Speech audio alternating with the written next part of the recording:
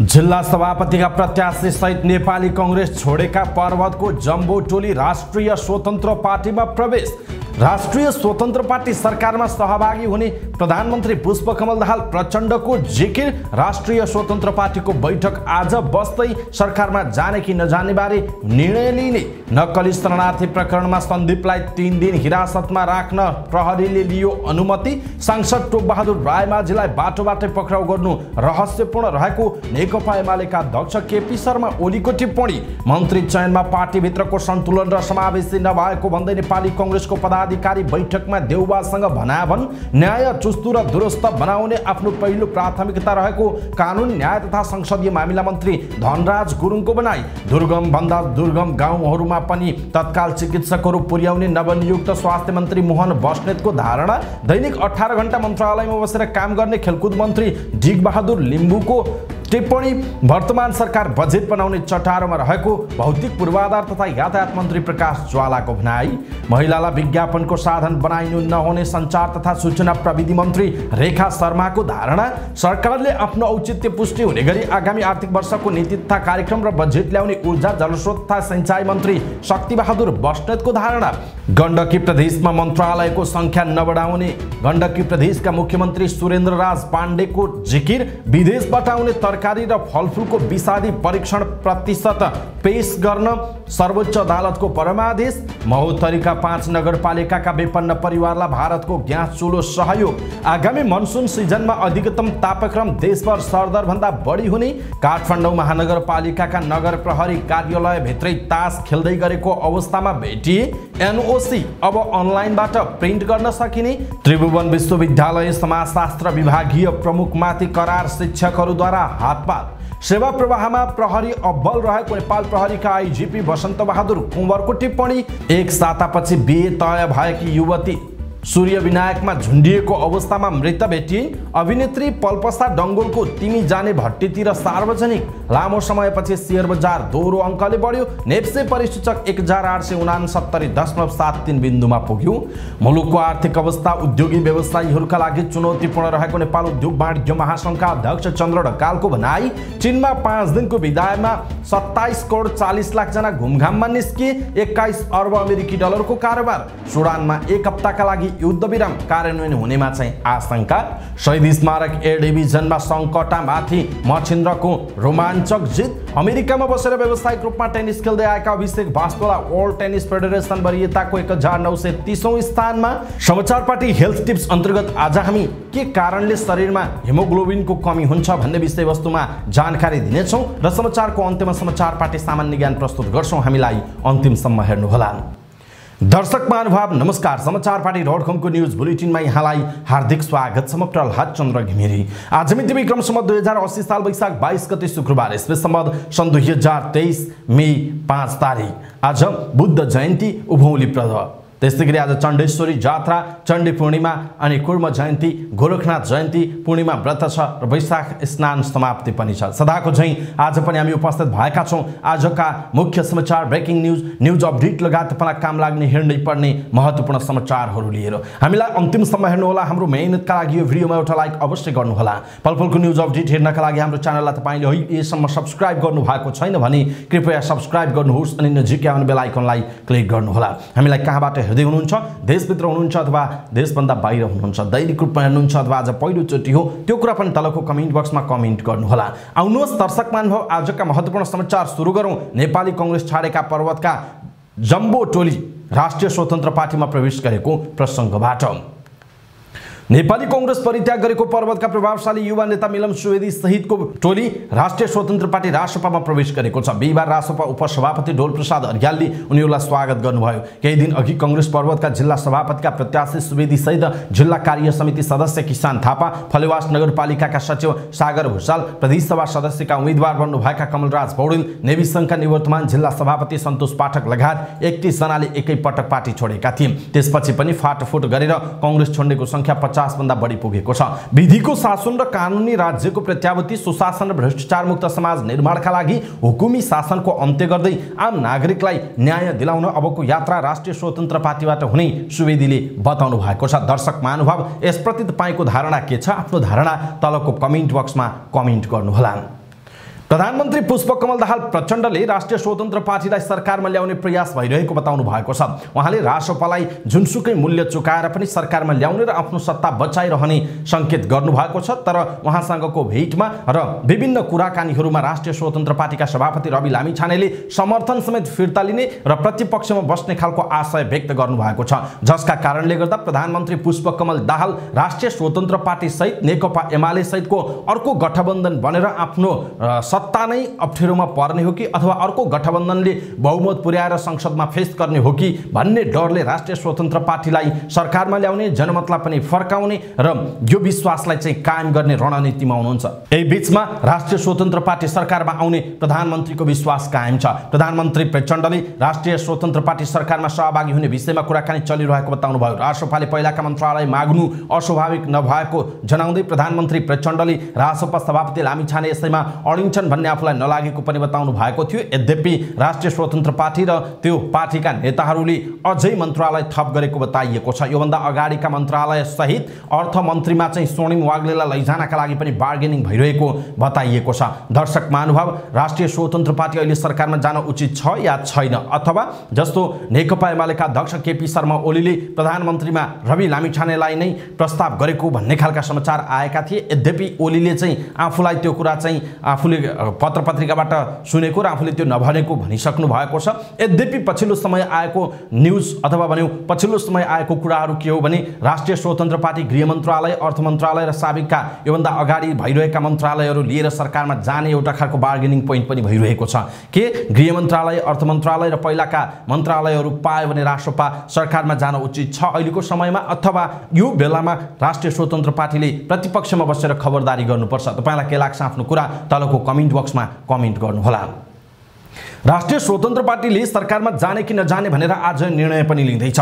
सरकारमा जाने नजाने बारे पार्टीले निर्णय लिने राष्ट्रिय स्वतन्त्र पार्टीका महामन्त्री एवं प्रवक्ता मुकुल ढकालले जानकारी दिनुभयो। रासोपाले अहिलेको सरकारलाई समर्थन चाहिँ गरिरहेको छ। चुनावपछि सोमबार पहिलो पटक बसेको बैठकमा पछिल्लो राजनैतिक परिस्थिति र सरकारमा सहभागिताको विषयमा छलफल भएको थियो। सोमबार पार्टी कार्यालय वसुन्धरामा बसेको केन्द्रीय समितिको बैठकमा केन्द्रीय सदस्यहरूले सरकारमा जाने नजाने बारे आफ्ना धारणा राखेका थिए। आजको बैठकमा पनि नेताहरूले आफ्नो धारणा राख्ने र सरकारमा जाने वा नजाने भन्ने विषय निष्कर्षमा पुग्ने बताइएको छ। अहिलेको अवस्थामा समर्थन कायम गर्ने तर सरकारमा नजाने भन्ने विषयमा यो अवस्थामा नबस्ने रासोपाले जनाएको छ। कि वार कि पार गर्ने भनेर नेताहरूले बताइरहेका छन्। कि समर्थन सहित सरकारमा जान्छ रासोपा, कि समर्थन पनि फिर्ता लिएर प्रतिपक्षमा बस्छ, त्यो खालको निर्णय हुन सक्ने नेताहरूले बताएका छन्। दर्शक महानुभाव, यसप्रति तपाईँ के भन्नुहुन्छ? आफ्नो धारणा तलको कमेन्ट बक्समा कमेन्ट गर्नुहोला। नक्कली भुटानी शरणार्थी बनाएर नेपालीलाई अमेरिका पठाउने काममा संलग्न भएको आरोपमा पक्राउ परेका सन्दीप रायमाझीलाई जिल्ला अदालत काठमाडौँले 3 दिन हिरासतमा राखेर अनुसन्धान गर्न अनुमति दिएको छ। नेपालीलाई भुटानी शरणार्थीको परिचय पत्र बनाएर अमेरिका पठाउने नाममा ठगी गरेको आरोपमा सन्दीपलाई प्रहरीले बुधबार राति बुटवलबाट पक्राउ गरी बिहिबार जिल्ला अदालत काठमाडौँमा म्याद थपका लागि पेश गरेको थियो। सन्दीप नेकपा एमालेका सचिव एवं पूर्व मन्त्री टोप बहादुर रायमाझीका छोरा समेत हुनुहुन्छ। रायमाझी सहित यस प्रकरणमा 8 जना पक्राउ परिसकेका छन्। हिजो पूर्व गृह सचिव तथा उपराष्ट्रपति कार्यालयका सचिव टेकनारायण पाण्डे पनि पक्राउ परिसक्नु भएको छ। उहाँमाथि थप अनुसन्धान चलिरहेको उपत्यका प्रहरी कार्यालयले जनाएको छ। यसैबीच नेकपा एमालेका अध्यक्ष केपी शर्मा ओलीले पार्टीका सचिव एवं सांसद टोप बहादुर रायमाझीलाई बाटोबाटै पक्राउ गर्नु रहस्यपूर्ण भएको बताउनु भएको छ। सिंहदरबारमा प्रधानमन्त्री पुष्पकमल दाहाल प्रचण्डलाई भेटेपछि सञ्चारकर्मीहरूसँग कुराकानी गर्दै ओलीले उपप्रधानमन्त्री बनिसकेको मान्छे भागेर कतै जान नसक्ने भए पनि षड्यन्त्रपूर्वक बाटोबाट नै समाउनु रहस्यमय भएको उल्लेख गर्नुभयो। उहाँले सर्वोच्च एमाले अध्यक्ष ओलीले सचिव रायमाझीलाई तानेका वा तनाएको हो भन्ने बारेमा पार्टीले अध्ययन गरिरहेको र अध्ययनपछि मात्र पार्टीले धारणा बनाउने बताउनु भयो। उहाँले कुनै पनि बेला दोषी उम्किने नहुने र निर्दोष फस्न नहुने भन्दै फसाउने षड्यन्त्र रचिएको भए सह्य नहुने चेतावनी पनि दिनुभएको छ। दर्शक महानुभाव, नेपालीहरूलाई भुटानी शरणार्थी, नक्कली भुटानी शरणार्थी बनाएर अमेरिका पठाएको आरोपमा पूर्व मन्त्री सहित उहाँका छोराहरू र आफ्नै सुरक्षामा घेराभित्र रहेका व्यक्तिहरूको जुन संलग्नता देखिएको छ र 8 जना पक्राउ परिसकेका छन्, यो विषयमा तपाईँ के भन्नुहुन्छ? आफ्नो धारणा तलको कमेन्ट बक्समा कमेन्ट गर्नुहोला।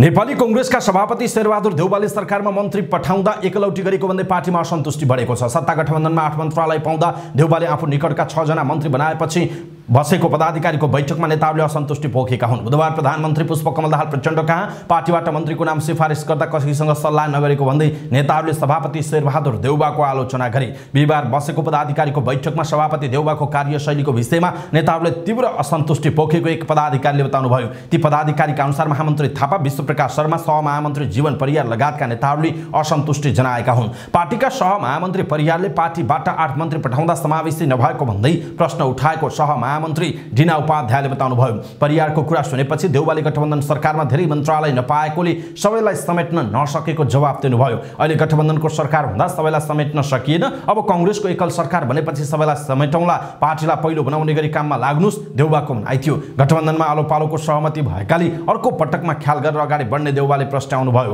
उहाँले बैठकमा भएको सामान्य छलफललाई चर्का-चर्की भन्न नमिल्ने पनि बताउनुभयो। त्यसो त सहमहामन्त्री परियारले पनि सभापतिसँग चर्का-चर्की नभएर आफ्नो कुरा राखेको बताउनुभयो। उहाँले पार्टीबाट सरकारमा मन्त्री पठाउँदा समावेशी र सन्तुलन नमिलेको प्रति आफ्नो धारणा राखेको प्रस्ट्याउनुभयो। इतर समूहले 3 मन्त्री नपाए सरकारमा नजाने अडान राखिरहेको थियो। 3 मन्त्रालय दिने आश्वासन दिइरहनुभएका देउबाले बुधबार पार्टीबाट 3 मन्त्री नियुक्तिका लागि प्रधानमन्त्रीलाई सिफारिस गर्नुभएको थियो। कांग्रेसबाट सरकारमा जानुभएका धनराज गुरुङ र डिकबहादुर लिम्बू बाहेक सबै देउबा निकटकै हुनुहुन्छ। इतर समूहलाई 3 मन्त्रालयको आश्वासन दिए पनि देउबाले अन्तिम समयमा कार्यान्वयन गर्नु भएन। इतर पक्ष 3 मन्त्रालय पाउनेमा ढुक्क थियो। उपप्रधान तथा रक्षामन्त्री पूर्णबहादुर खड्का, अर्थमन्त्री प्रकाश शर्मा, परराष्ट्रमा एनपी साउद, उद्योगमा रमेश रिजाल, शहरी विकास मन्त्री सीता गुरुङ देउबा निकटकै हुनुहुन्छ। यसैबीच बैठकमा सरकार र बजेटको बारेमा पार्टीमा मन्त्रीहरूले ब्रिफिङ गरेको नेत्री उपाध्यायले बताउनु भएको छ। पार्टीको भातृ संगठनलाई आज दिनभरिमा टुङ्गो लगाउने गरी छलफल भएको समेत उपाध्यायले बताउनु भएको छ। तर अर्का सहमहामन्त्री परियारले भने अब बस्ने पार्टीको केन्द्रीय समितिको बैठक अघि पार्टीका भातृ संगठनलाई पूर्णता दिने विषयमा छलफल भएको बताउनु भएको छ। नवनियुक्त कानुन, न्याय तथा संसदीय मामिला मन्त्री धनराज गुरुङले आर्थिक पारदर्शितालाई प्राथमिकतामा राखेर काम गर्ने प्रतिबद्धता व्यक्त गर्नु भएको छ। बिहिबार मन्त्रालयको जिम्मेवारी सम्हालिसकेपछि सञ्चारकर्मीहरूसँग कुराकानी गर्दै उहाँले यस्तो प्रतिबद्धता व्यक्त गर्नु भएको हो। उहाँले कुनै पनि योजना अगाडि बढाउँदा त्यसको लागत किस्ताबन्दीमा के कति भन्ने कुरा निकालेर मात्र अगाडि बढ्ने बताउनु भयो। उहाँले आफ्नो पहिलो प्राथमिकता न्याय ढिलो हुन नदिने रहेको बताउनु भयो। उहाँले न्याय चुस्त र दुरुस्त बनाएर अगाडि बढ्ने कुरा पहिलो प्राथमिकतामा रहेको उल्लेख गर्नुभयो। उहाँले कुनै पनि क्षेत्रमा भएको भ्रष्टाचारमा कसैलाई पनि छुट नहुने पनि स्पष्ट पार्नु भएको छ। नवनियुक्त स्वास्थ्य तथा जनसङ्ख्या मन्त्री मोहन बहादुर बस्नेतले दुर्गममा भन्दा दुर्गम ठाउँमा पनि तत्काल चिकित्सकहरू पुर्याउने प्रतिबद्धता व्यक्त गर्नुभएको छ। स्थानीय तह, प्रदेश र सङ्घीय सरकारको समन्वयमा सो काम गर्ने मन्त्री बस्नेतको योजना छ। बिहिबार पदभार ग्रहण गरेपछि मन्त्रालयमा आयोजित कार्यक्रममा बोल्दै उहाँले आफू कम सुतेर भए पनि मन्त्रालयको काममा खट्ने बताउनुभयो। मन्त्रालयका सम्पूर्ण टिमको बुद्धि, विवेक र प्रयासबाट मन्त्रालयको काम कारबाहीलाई माथि उठाउने मन्त्री बस्नेतले बताउनुभयो। उहाँले स्वास्थ्य सेवाको प्रक्रियालाई सरलीकृत गर्दै लैजाने पनि बताउनु भएको छ। नवनियुक्त युवा तथा खेलकुद मन्त्री डिकबहादुर लिम्बूले खेलाडी र पदाधिकारीहरूले खेल क्षेत्रमा महसुस गरेका अभावहरूलाई समाधान गर्ने गरी काम गर्ने बताउनु भयो। बिहिबार मन्त्रालयको जिम्मेवारी सम्हालिसकेपछि सञ्चारकर्मीहरूसँग कुराकानी गर्दै उहाँले यस्तो प्रतिबद्धता व्यक्त गर्नुभएको हो। उहाँले खेल र खेल क्षेत्रको भौतिक तथा पूर्वाधार विकास गर्ने कुरामा आफ्नो प्राथमिकता रहने बताउनु भयो। उहाँले आम नागरिकहरूले देख्ने गरी काम गर्ने बताउनु भयो। उहाँले हरेक कुरालाई सकारात्मक ढङ्गबाट लिन पनि आग्रह गर्नुभयो। उहाँले मन्त्रालयमा रहेर आफू दिनको 18 घण्टा काम गर्ने प्रतिबद्धता व्यक्त गर्नुभयो। भौतिक पूर्वाधार तथा यातायात मन्त्री प्रकाश ज्वालाले वर्तमान सरकार बजेट बनाउने चपेटामा रहेको बताउनु भएको छ। काठमाडौँमा आर्थिक पत्रकार सङ्घ नाफिजद्वारा आयोजित electric mobility suggestions for policy and budget 2080-81 विषयक अन्तर्क्रिया कार्यक्रममा बोल्दै उहाँले यस्तो बताउनु भएको हो। उहाँले सरकारमा आउने बित्तिकै आर्थिक चपेटामा रहेको अवस्थामा आगामी आर्थिक वर्षको बजेट बनाउने चपेटामा सरकार रहेको बताउनु भएको हो। उहाँले बजेट बनाउनलाई आर्थिक अवस्था राम्रो भए मात्रै बजेट राम्रो आउने बताउनु भयो। उहाँले मुलुकको वर्तमान आर्थिक अवस्था अत्यन्त समस्याग्रस्त रहेको पनि दाबी गर्नुभयो। भौतिक मन्त्रालयको चालु आर्थिक वर्षमा 167 अर्ब रहेको बजेटमा घटेर आगामी आर्थिक वर्षको लागि अर्थ मन्त्रालयले 113 अर्बको मात्र सिलिङ दिएको गुनासो गर्नुभएको छ। उहाँले चालु आर्थिक वर्ष र आगामी आर्थिक वर्षको मन्त्रालयको बजेटमा आकाश र पातलको फरक भएको भन्दै ठूला घरका आयोजनामा 50% बजेट घटाउनु पर्ने अवस्था आएको बताउनुभयो। उहाँले सरकारको आगामी नीति कार्यक्रम र बजेट मार्फत सार्वजनिक सवारी साधनलाई विद्युतीयतर्फ लग्न प्राथमिकता दिने प्रतिबद्धता व्यक्त गर्नुभयो। उहाँले सार्वजनिक सवारीलाई विद्युतीयतर्फ लैजाने गरी व्यवसायलाई समेत आकर्षित गर्ने विषयमा सरकारले प्राथमिकतामा राख्ने बताउनु भएको छ। संचार तथा सूचना प्रविधि मन्त्री रेखा शर्माले महिलालाई विज्ञापनको साधन बनाइन नहुने बताउनुभयो। ललितपुरमा आयोजित विज्ञापनमा लैङ्गिक उत्तरदायित्व विषयक छलफल कार्यक्रममा बोल्दै मन्त्री शर्माले यस्तो बताउनु भएको हो। उहाँले कुनै पनि कुराको विज्ञापन गर्दा महिला नै छनौट हुनुपर्ने अवस्था आउन दिनु नहुने बताउनुभयो। उहाँले कतिपयले महिलाको सुन्दरताका कारण विज्ञापनमा देखिने गरेको भने पनि सुन्दरताका लागि मात्रै महिलाहरू विज्ञापनको साधन बन्ने कुरा आफैमा गलत रहेको उल्लेख गर्नुभयो। उहाँले विज्ञापनको कन्टेन्ट लैङ्गिक संवेदनशील हुनुपर्नेमा पनि जोड दिनुभयो। ऊर्जा जलस्रोत तथा सिंचाई मन्त्री शक्तिबहादुर बस्नेतले सरकारले आफ्नो औचित्य पुष्टि हुने गरी आगामी आर्थिक वर्षको नीति तथा कार्यक्रम र बजेट ल्याउने बताउनु भएको छ। मन्त्री बस्नेतले सरकारको ध्यान आगामी आर्थिक वर्षको नीति तथा कार्यक्रम र बजेट निर्माणमा केन्द्रित रहेको बताउनुभयो। जल तथा मौसम विज्ञान विभागले काठमाडौँमा आयोजना गरेको एक कार्यक्रममा बोल्दै उहाँले जनताका अपेक्षाहरू पूरा गर्नका लागि सरकारको अहिलेसम्मको अवधिलाई तयारीको अवधिको रूपमा लिनुपर्ने पनि पटक पटक दोहोर्याउनुभयो। मन्त्री बस्नेतले सरकारले डेलिभरीको कामलाई थप प्रभावकारी बनाउने प्रयास गरिरहेको उल्लेख गर्दै त्यसलाई छिट्टै अनुभूति गर्न सकिने दावी गर्नुभयो। आगामी आर्थिक वर्षको नीति तथा कार्यक्रम र बजेटपछि जनताको अपेक्षा अनुसार सरकारले काम सुचारू गर्ने उहाँको भनाइ छ। गण्डकी प्रदेशका मुख्यमन्त्री सुरेन्द्रराज पाण्डेले मन्त्रालय संख्या नबढाउने बताउनु भएको छ। प्रदेश सभाबाट विश्वासको मत लिएपछि सञ्चारकर्मीहरूसँग कुराकानी गर्दै मुख्यमन्त्री पाण्डेले सरकारलाई समर्थन गर्ने दलहरूलाई समेटेर मन्त्री परिषद विस्तार गर्ने बताउनुभयो। मन्त्रालय संख्या नबढ्ने भन्दै उहाँले अघि भन्नुभयो, गठबन्धनका दलहरूको बीचमा मन्त्रालय बाँडफाँड गर्छौं, यसमा कुनै समस्या छैन उहाँको भनाइ छ। खगराज अधिकारी नेतृत्वको सरकार काम चलाउ भइसकेपछि धेरै योजनालाई अगाडि बढाएको पाइएको पनि उहाँले बताउनुभयो। सर्वोच्च अदालतले 2 महिनाभित्र भारत लगायतका देशबाट आउने तरकारी र फलफुलको विषादी परीक्षण गरी अदालतमा प्रतिवेदन पेश गर्न परमादेश गरेको छ। न्यायाधीश द्वय सुषमलता माथिमा र नहकुल सुवेदीको इजलासले उक्त आदेश गरेको हो। अदालतले उक्त विषयमा 4 बुँदे निर्देशन समेत दिएको छ। नेपालमा पैठारी हुने तरकारी तथा फलफुलमा प्रयोग हुने सबै किसिमका विषादी परीक्षण भन्सार बिन्दुमा नै गरेर मात्र पैठारी गर्न सम्बन्धी मिति 2076-3-2 को निर्णय अनुसार कार्यान्वयन गर्ने सन्दर्भमा भन्सार बिन्दुहरूमा प्रयोगशाला स्थापना गर्नु आदेशमा भनिएको छ। त्यसरी स्थापित प्रयोगशालामा सबै किसिमको विषादी परीक्षण हुन सक्ने अन्तर्राष्ट्रिय स्तरको आधुनिक उपकरण र दक्ष जनशक्ति उपलब्ध गराउनु भनिएको छ। उपभोक्ता हित संरक्षण मञ्चका तर्फबाट विष्णुप्रसाद तिमिल सिन्हाले दायर गरेको रिट निवेदन माथिको सुनवाईपछि उक्त आदेश भएको हो। मानवको जीव ज्यान तथा स्वास्थ्य र वातावरणमा हानि पुर्याउने विषादयुक्त वस्तुको बिक्री वितरणबाट सुरक्षित हुन पाउने नेपाली नागरिकको मौलिक हकको संरक्षणको सुनिश्चितताका लागि नेपालमा पैठारी हुने तरकारी तथा फलफुल विषादी परीक्षण गरेर मात्र पैठारी गर्ने भनी सूचना प्रकाशित भएको झण्डै 4 वर्ष पुग्न लागेको छ। भारत सरकारले महोत्तरी जिल्लाका विपन्न परिवारलाई ग्यास चुलो र ग्यास सिलिन्डर उपलब्ध गराएको छ। बिहिबार काठमाडौँमा एक कार्यक्रम गरी भारतीय राजदूतावासले सुशीला ठाकुर स्मृति स्वास्थ्य फाउन्डेसन मार्फत सहयोग उपलब्ध गराउने समझदारी पत्रमा हस्ताक्षर गरेको हो। समझदारी पत्रमा दाउरा, कोइला, गोइठा जस्ता परम्परागत इन्धनमा निर्भर रहेकाहरूलाई जीविकोपार्जनमा सजिलो बनाउन ग्यास चुलो र ग्यास सिलिन्डर वितरण गर्न लागि बताइएको छ। भारत सरकारले करिब 5 करोड अनुदान सहयोगमा महोत्तरी जिल्लाको 5 वटा नगरपालिकाका झण्डै 8000 विपन्न तथा सीमान्तकृत परिवारलाई ग्यास चुलो र ग्यास सिलिन्डर दिन लागेको हो। भारत नेपाल विकास सहकार्य कार्यक्रम अन्तर्गत उपलब्ध गराइएको सहयोग भारत सरकारले चलाइरहेको प्रधानमन्त्री उज्ज्वला योजना जस्तै कार्यक्रम रहेको नेपाल स्थित भारतीय दूतावासले जनाएको छ। जल तथा मौसम विज्ञान विभागले आगामी मनसुन सिजनमा देशका अधिकांश स्थानमा सरदर भन्दा कम वर्षा हुने सम्भावना रहेको आकलन गरेको छ।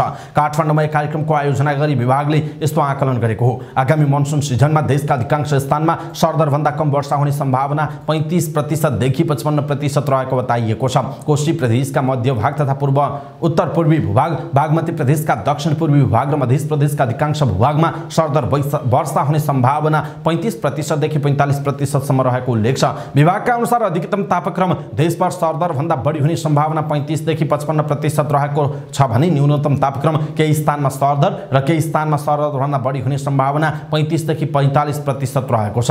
जल तथा मौसम विज्ञान विभागका मौसमविद सुदर्शन हगाईले धेरैजसो भूभागमा न्यूनतम तापक्रम सरदर भन्दा बढी हुने सम्भावना 35 देखि 45% रहेको बताउनुभयो। उहाँले सुदूरपश्चिम प्रदेशका मध्य भूभाग, कर्णाली प्रदेशका मध्यपश्चिमी भूभाग, गण्डकी र बागमती प्रदेशका उत्तरी भूभाग, लुम्बिनी प्रदेशको पूर्वी तथा पश्चिमी भूभाग र मध्य प्रदेशका पूर्वी भूभागमा सरदर हुने सम्भावना 25% देखि 45% रहेको बताउनुभयो। यस वर्ष मनसुन सिजन जेठको 18 देखि असोज 13 गतेसम्मका लागि तोकिएको छ।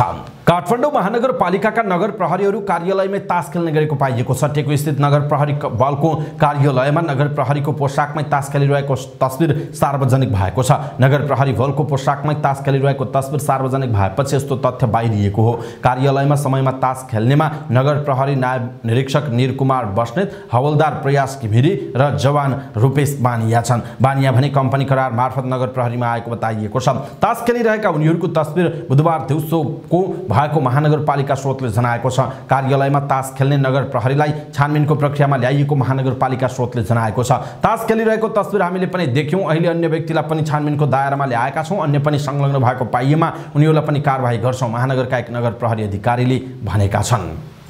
उच्च शिक्षाका लागि विदेश जाने विद्यार्थीहरूलाई प्रदान गरिने नो अब्जेक्सन सर्टिफिकेट एनओसी अब अनलाइनबाट नै प्रिन्ट गर्न पाइने भएको छ। शिक्षा विज्ञान तथा प्रविधि मन्त्रालय अन्तर्गतको विदेश अध्ययन अनुमति शाखाले अनलाइनबाट नै एनओसी जारी गर्ने तयारी गरेको हो। एनओसीका लागि अनलाइनबाटै आवेदन दिने व्यवस्था भए पनि अबदेखि भने अनलाइनबाट प्रिन्ट पनि गर्न मिल्ने बनाउन लागि एनओसी शाखा प्रमुख वासुदेव अवस्थीले बताउनुभयो। उहाँले ढिलोमा अर्को हप्ताबाट अनलाइनबाट नै आफैले प्रिन्ट गर्न मिल्ने अवस्था हुने बताउनुभयो। सरकारवाला शैक्षिक संस्थाको एपीआई इन्टिग्रेट गरी आवेदकले प्रविष्ट गरेका कागजातका आधारमा अटोनोमस भेरिफिकेसन गर्ने शाखा प्रमुख अवस्थीले बताउनुभयो। नेपाल राष्ट्र बैंकले अनलाइन मार्फत एनओसीका आधारमा विद्यार्थीलाई विदेशी मुद्रा सट्टै सुविधा दिन सर्कुलर गरेको छ।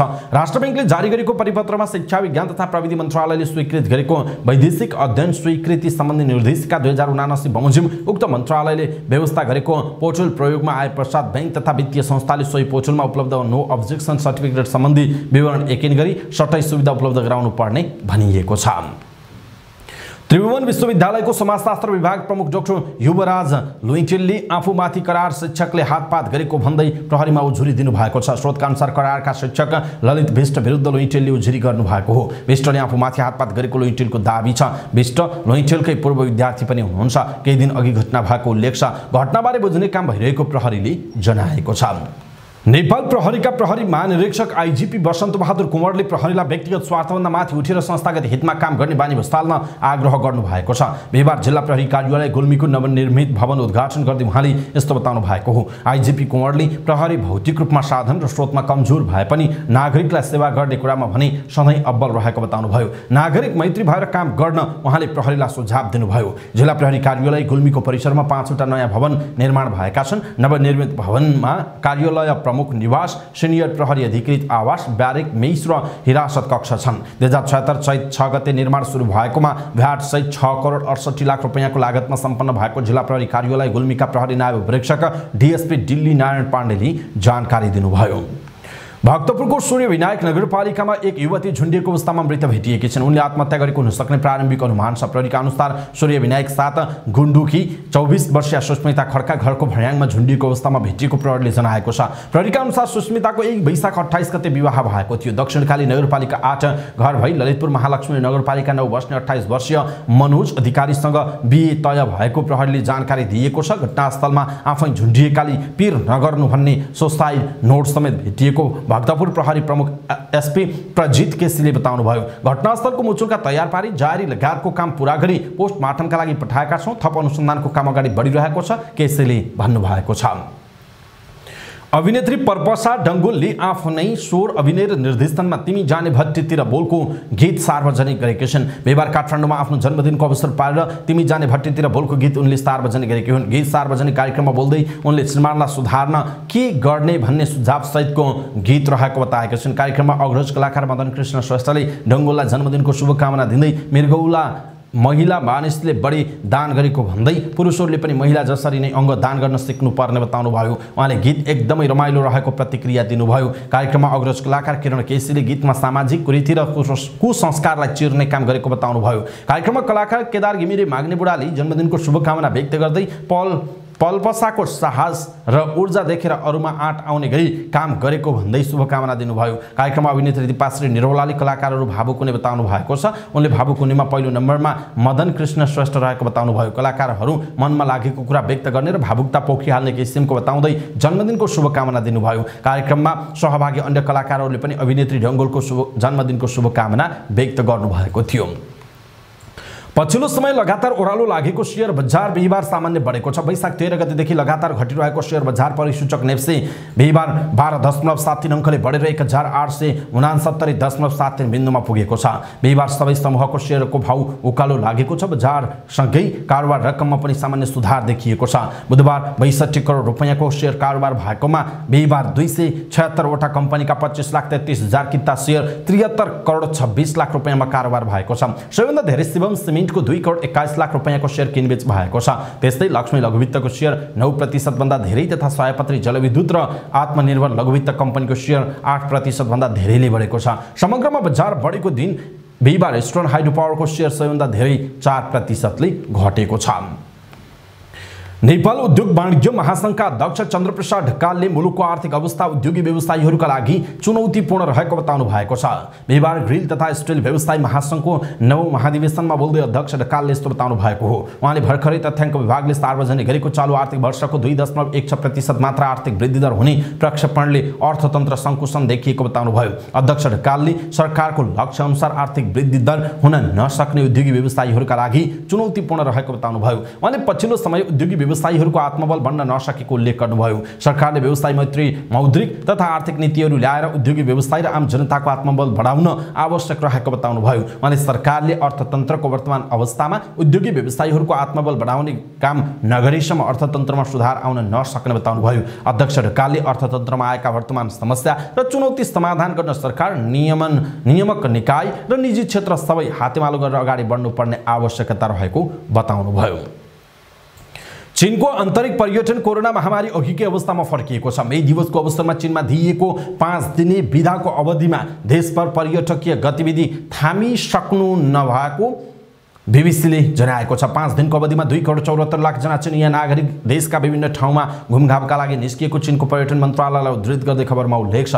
यो संख्या सन् 2019 को तुलनामा 20% भन्दा धेरै हो। पर्यटकको घुमघामका कारण 5 दिनमा 21 अर्ब अमेरिकी डलर बराबरको कारोबार भएको छ। यो अघिल्लो वर्षको तुलनामा दोब्बरले धेरै हो। 5 दिनको अवधिमा देखिएको यति ठूलो पर्यटकीय चहलपहल चीनको पर्यटन क्षेत्रका लागि सफलताको मुख्य बिन्दु हुने चाइना टुरिज्म एकाडेमीका दाइविनले बताएका छन्। चीनले पर्यटकीय गतिविधि खुल्ला गरेपछि आन्तरिक मात्र नभई बाह्य पर्यटकको संख्या पनि उत्साहपूर्ण बढेको छ। यो 5 दिनको बिदामा 12 लाख जना चिनिया नागरिकले विदेशमा घुमघाम गरेको पनि खबरमा उल्लेख गरिएको छ।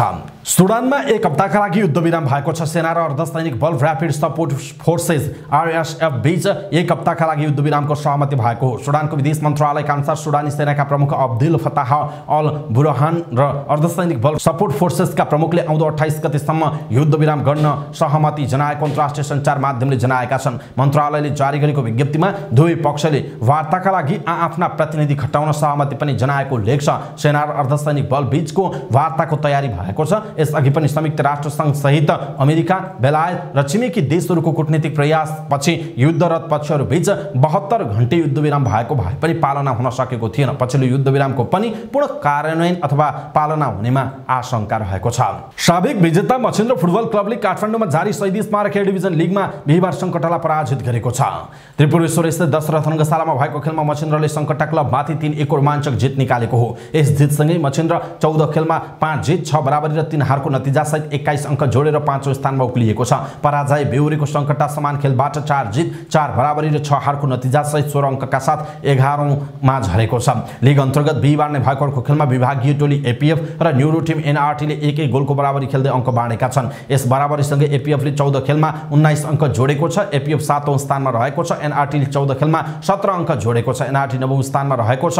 लिगमा आजबाट 15औं चरणका खेलहरू हुनेछन्, जस अन्तर्गत जावला खेल र खुमलटार युथ क्लबले एन्फा मुख्यालयमा प्रतिस्पर्धा गर्दा दोस्रो खेल नेपाल पुलिस क्लब र हिमालयन शेर्पा बीच च्यासल मैदानमा हुने जनाइएको छ। अमेरिकामा बसेर व्यावसायिक रूपमा टेनिस खेल्दै आएका अभिषेक भास्तोला वर्ल्ड टेनिस फेडरेसन ITF वरियताको 1930औं स्थानमा हटाएका छन्। अघिल्लो साता मात्र काठमाडौँमा सम्पन्न सिटिजन बैंक र राष्ट्रिय खुल्ला टेनिस प्रतियोगिताको च्याम्पियन बनेका अभिषेक ITF को वरियतामा सूचीकृत भएका हुन्। उनले अहिलेसम्म विभिन्न 14 राष्ट्रमा आयोजित टेनिस प्रतियोगिता खेलिसकेका छन्। यससँगै अभिषेक ITF वरियतामा पर्ने पहिलो नेपाली खेलाडी पनि बनेका छन्। 13 वर्षको उमेरदेखि अन्तर्राष्ट्रिय प्रतियोगिता खेल्न थालेका उनले टेनिसको यात्रा 8 वर्षको उमेरबाट गरेका थिए। अभिषेकले अहिलेसम्म अन्डर 14 विश्व च्याम्पियनशिपको समूह 2 ITF को मेन ड्र ग्रेड 1 देखि 5 दक्षिण एसियाली खेलकुद एशियन गेम्स लगायतका प्रमुख प्रतियोगिताहरू खेलिसकेका छन्। अभिषेकले सन् 2017 मा राष्ट्रिय लन टेनिस प्रतियोगिताको उपाधि पनि जितेका थिए। समाचार पार्टी न्यूज बुलेटिनमा पालो भएको छ समाचार पार्टी हेल्थ टिप्स। आजको समाचार पार्टी हेल्थ टिप्समा हामीले के कारणले हुन्छ शरीरमा हेमोग्लोबिनको कमी भन्ने विषयवस्तुमा हेल्थ टिप्स प्रस्तुत गर्छौं। हामीलाई अन्तिमसम्म हेर्नु होला र सबै नेपालीहरु माझ पुर्याउनका लागि यो हेल्थ टिप्स आफ्नो फेसबुक ट्विटर लगायतका सामाजिक सञ्जालहरुमा शेयर गर्न नबिर्सिनु होला।